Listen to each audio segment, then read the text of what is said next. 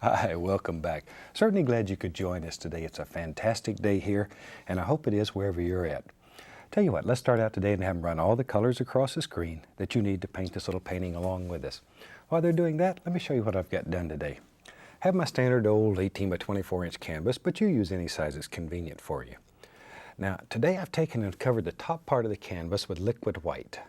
Now, liquid white's just an oil-based medium that makes the canvas wet and slick, and it allows us to actually blend color right on the canvas. The bottom now, I started with liquid black, which is the same identical medium, only it's black. And I started making little X's and I worked up till they blended together. So we have a graduation from white to black.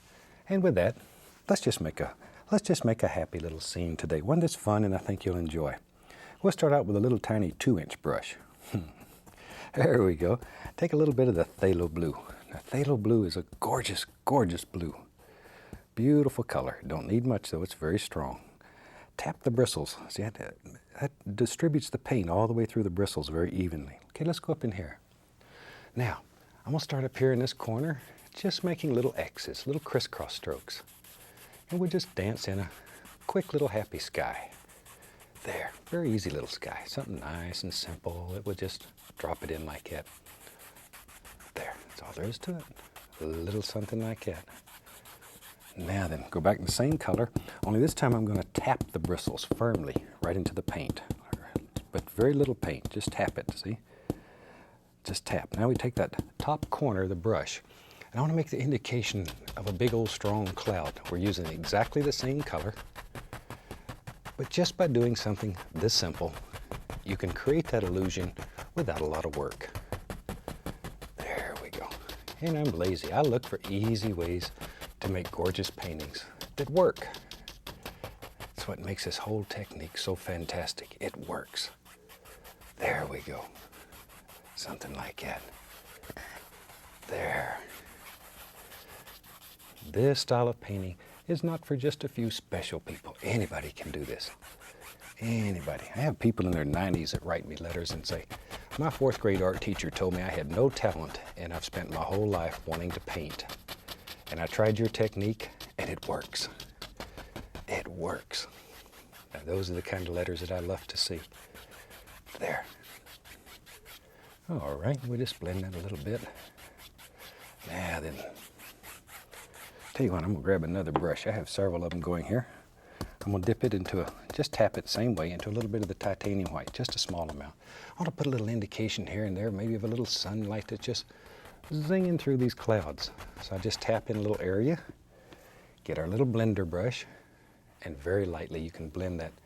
And it might not look like a whole lot now, but when your painting's finished, it'll look like little light areas where the sunlight's playing through there. There. It's also a nice way of making clouds. Today I just want to put little indications of little happy floaters that are going all over the sky. Back to our little blender. And this blender brush is so soft you can blend right over that firm paint without disturbing it. All right. That's all there is to it. And with that, we got a pretty nice little sky. Let's take black, midnight black, alizarin crimson, a little phthalo blue. We'll put a little Van Dyke brown there too. What the heck? It's your world. You make it any old color you want it. But we're looking predominantly for a black color, dark. Cut off a little roll of paint, and it lives right there. You can see it lives right out of the edge of the knife. Let's go up in here. Now let's have a big mountain that lives up here in our world, right there. Just take the knife and firmly push this paint right into the fabric of the canvas. Push it. Push it. Really get in there, and this is where you take out all your frustrations and hostilities. Get in there and just, as my son Steve says, mush it in. There we go. I don't know if that's a word or not, but everybody knows what he means when he says that. Now we'll take a 2-inch brush, and we want to grab this. This has the liquid white and black on it, so color will move. You can literally slide it around on the canvas. If this was a dry canvas, right now you'd be in Agony City trying to pull that paint. But it's wet, and we can move it anywhere we want it. The only thing we're concerned with is that nice top edge up here. The rest of it, we don't care. We really don't care at this point. Now, let's go into, let's just go into titanium white. I'm going to put the least little bit of black into it, just to gray it down a little bit. Something about like that. Maybe even a little tiny bit of the bright red. Pull it out as flat as you can get it. Cut across and get that little roll of paint again. It lives right out at the edge of the knife. And maybe, tell you what, let's have the light coming from the left today. What the heck? Or maybe in your world you want it coming from the other direction. It don't matter. It doesn't matter. However you want it. Totally and completely up to you. I'm just sort of wiggling the knife back and forth here. I want to make a nice ridge. It comes right on down like that. And let it blend outward. No pressure. Absolutely no pressure. There. Just think about where light would zing through here. And sometimes I use the little knife because you can get in there and put more detail in it. But right here we have a very limited amount of time, and shoot, I got a mean old director. If I don't finish in 30 minutes, she has no sense of humor. Absolutely none. There we go. So we'll use the big knife. But when you're painting at home, find the tools and equipment that are most comfortable to you, and that's the ones you want to use. That's the ones. All right, we take a little white, put a little phthalo blue in it. We'll make a shadow color. I'm going to add a little black too, just to dull it down. Just to dull it down a little bit. There. Nice shadow color. Same way, cut off a little roll of paint. And we go right up in here and begin thinking where shadows would live. If light's coming from the left, where's all these little gorgeous shadows going to live in your mountain? There. Now, one thing you'll find, if you're right-handed, normally it's easier to have the light coming from the right. Normally. And I say normally because we're all different. What's easy for one person is a son of a gun for the next person. So it's up to you. Try it both ways, see what happens. But now if you're left-handed, it's a whole different story. Because I find, as Annette and I travel all over and teach, we find that left-handed people have been forced all their life to do right-handed things. And for that reason, sometimes left-handed people prefer to highlight on the left or the right. It's very individual. Very individual. My brother Jim was left-handed and I grew up with him. So I'm used to working with left-handed people. There. We were kids. We used to fight like cats and dogs. You know how brothers are. And I never expected that left hand to get me. Boy, he used to sock me. Now he grew up and he's bigger than I am, so I hope he doesn't remember all that. There we go. He's a good man, though. He's my best friend in the whole world. There. Something about like that. And you just let this go wherever you want it. Maybe it comes right on down. Just let your imagination take you to anywhere that you want to be. Anywhere. Just sort of let those blend together, the highlights and the shadows. Gently, gently, gently work them together. And we can use a little blender brush here. Just tap it gently and very lightly. This blender brush is so great for softening. There. Don't know why I waited so long to introduce it. We just introduced this, I think, in the last series. It's relatively a new brush, but it's wonderful. It does just some of the most fantastic effects. There. All right. We're in business. Tell you what, let's have some fun. Go back. Let's use the old 2-inch brush, Dave. What the heck? I'm going to go right into that mountain color. Well, I'll change it a little. I'm going to add a little sap green to it. A little sap green to it, just to change its flavor a little bit. I'm tapping the brush firmly right into the paint, because I'm going to paint, I think I'll paint today, show you how you can use just the top corner of an old 2-inch brush and do some things that are unbelievable. Come right up here. Now, take the top corner and begin tapping in some basic little tree shapes. We're not looking for detail yet. All we're looking for is basic tree shapes and forms. That's all we're looking for. They live right here in front of this gorgeous mountain. What a view. What a view. you. I lived in Alaska for a dozen years or more. And I think, as I've said in some other shows, God was having a good day when he made Alaska. There's some days, it's like when you paint. Some days you can't do anything wrong. Everything works for you. And I think God was having one of those days when he made Alaska. Some of the most gorgeous scenery I have ever seen. There we go. See, just using the top corner of this little 2-inch brush, you tap in all these little basic shapes. There's no right, there's no wrong. There. All you do is drop them in. And even here, you begin making out, see, there's all kind of little things happening. Don't cover them up. Leave them in there. They become your friend. Shoot, I like these old big trees. Let's have another one over here. Something about like that. There. There we go. See? But just once again, basic, very basic shape. Think like a tree. Just think like a tree. How's a tree's arms? How do they hang off the sides? Look at trees. Make friends with trees. Study them. Study them. Go out in your yard and talk to a tree. What the heck? Your neighbors might look at you like you're a little strange, but tell them you're an artist. They'll understand that. Now, while we have this old brush going here, down here on the bottom in this black, I want a little bluish color.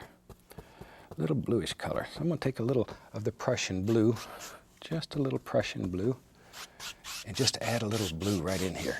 Not much. Not much. Start at the bottom and let it blend upward. You're not looking for a lot of blue here. Just a little. Just a little. About like that. And maybe in our world, back in here, we'll take a little paint thinner. Remember our golden rule, a thin paint will stick to a thick paint. So I'm going to take a little dark sienna, at least a little touch of white in it. Okay, let's go up in here and maybe, yep, you're right.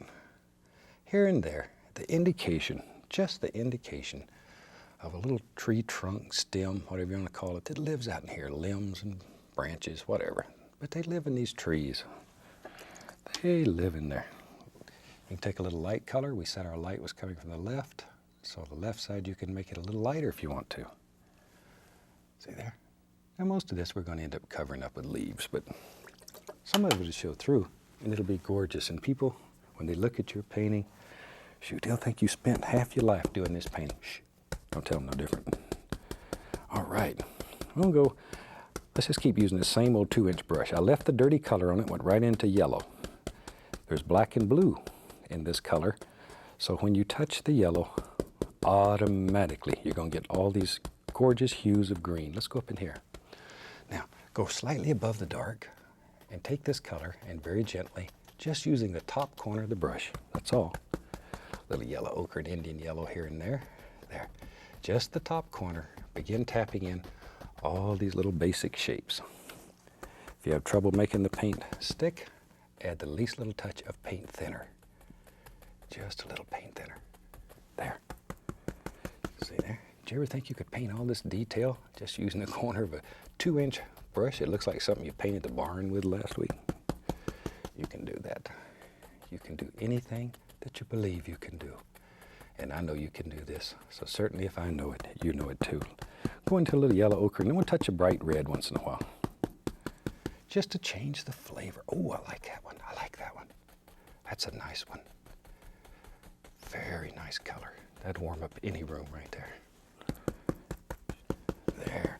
And begin working on little individual trees and bushes and things that live all in here. Just think about all these little guys. Give them names if necessary. Give them names. This is Clyde. He lives right here. Like that. Like that. See? Darker, darker, darker.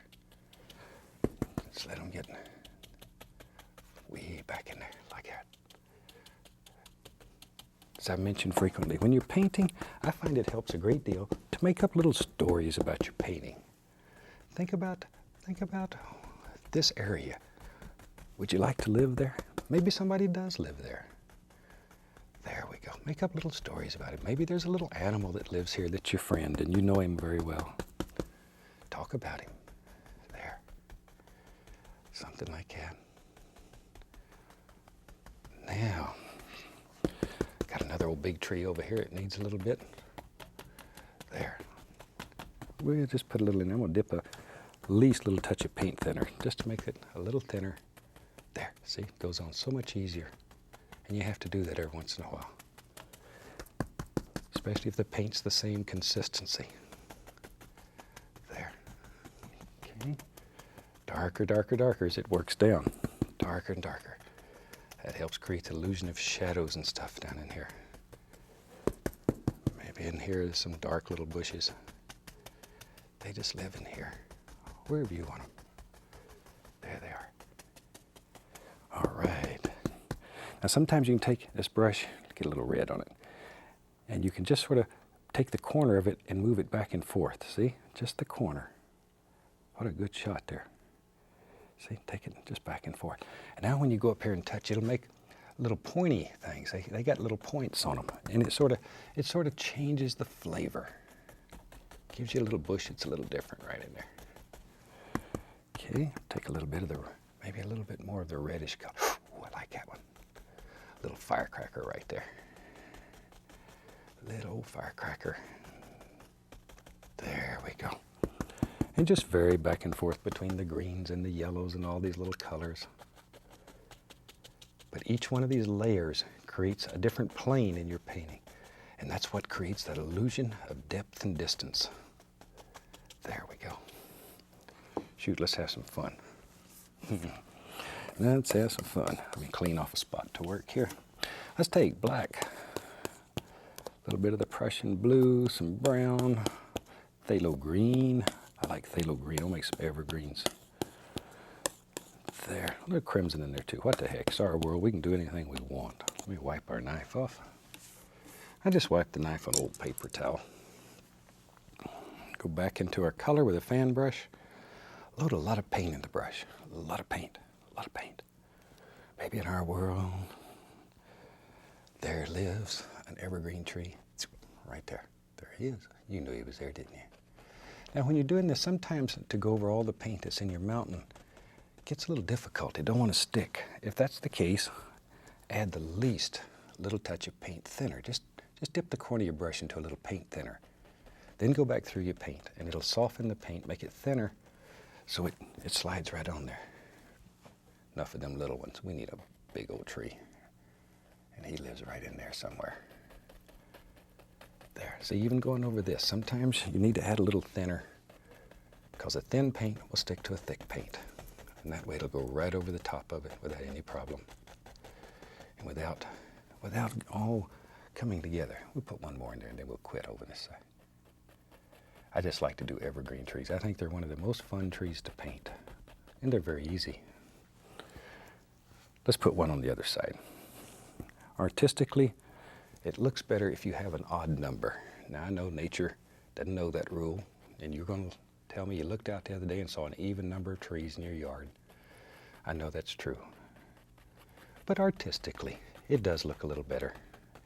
But if you want to have an even number of trees in your world, that's your business. And it's your tree in your world, and you do it any way that you want. All right, let's take a little white, a little bit of Van Dyke and dark sienna mixed in there. And let's just put an indication here and there, a little bit of tree trunk it lives in. I don't want a lot. Over here, zoop. Just a little, just indications.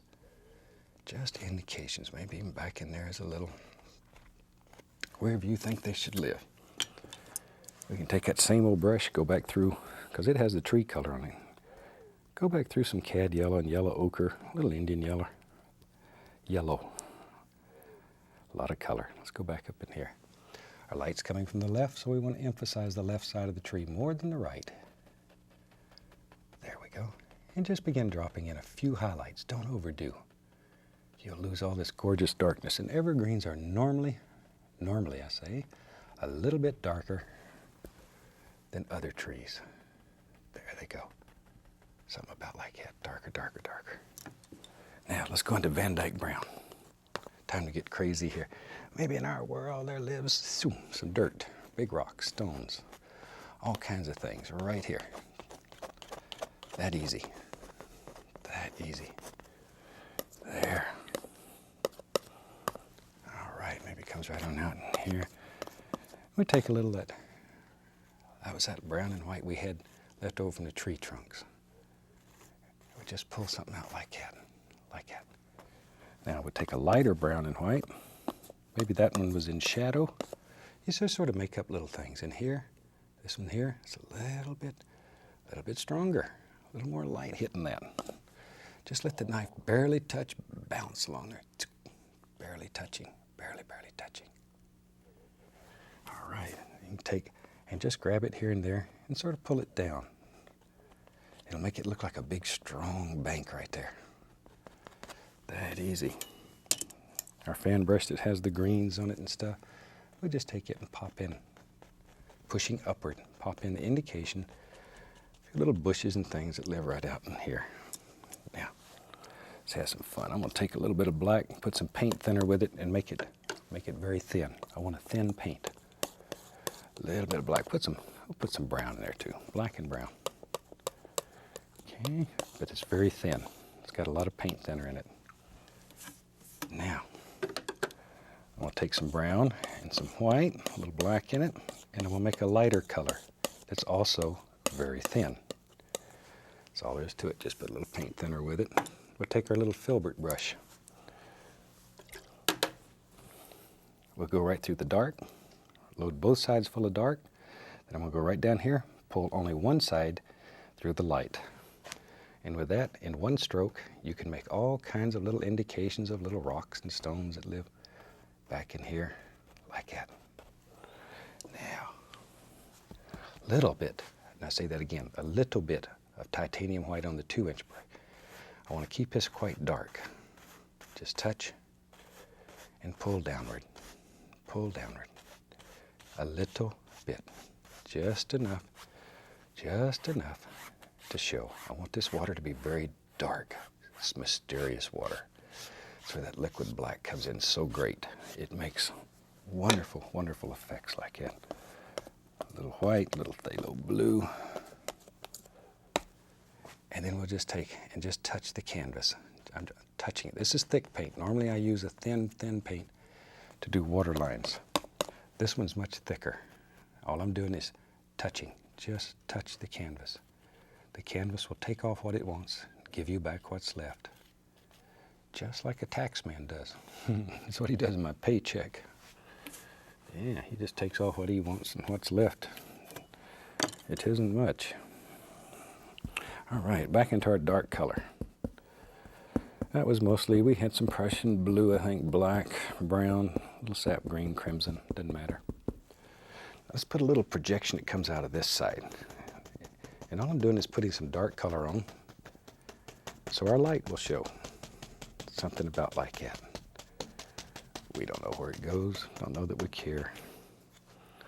I got another 2-inch brush here that I was using that has green on it, and with that, yeah, look. We'll put in just tapping. Follow the angles though, follow angles, most important. A little more of the yellow ochre in that one. It's just enough to change the flavor a little bit. There, see? Put all these little things in here, wherever you want them. Wherever you want them. Something about like that. There we go. And you can change angles and stuff, and all kinds of things will happen. Back to our blue and white on the knife. And let's put a little water line right around there. That sort of just brings it all together. Keep it dark, go. Very, very dark. Our filbert brush, I want to put a rock over there. I like these little rocks. They're the most fun to make. Bloop, bloop, bloop. One stroke, and they're in. That's all there is to it. Shoot, I think with that, we're about ready for a signature on this one. Take a little red, a little paint thinner. We'll call this little painting finished. Hope you've enjoyed it. It's a nice way to use the liquid black, give you a lot of experience. I think with that, we're going to call this one done. And from all of us here, I'd like to wish you happy painting, and God bless, my friend.